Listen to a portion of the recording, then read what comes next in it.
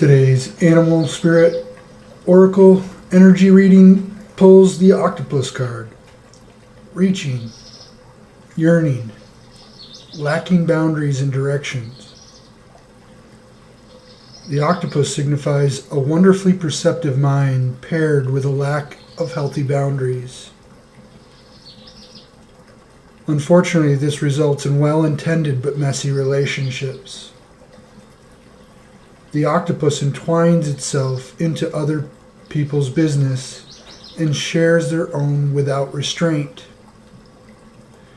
They believe that that's what it means to be close.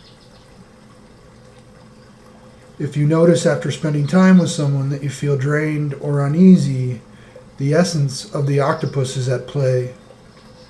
Begin to establish healthy boundaries. Be patient and firm. It may be a very old habit to change.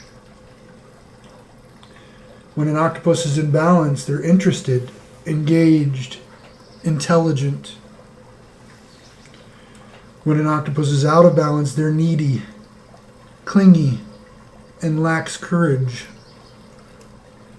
To bring an octopus into balance, bring space to oneself. Use talk therapy.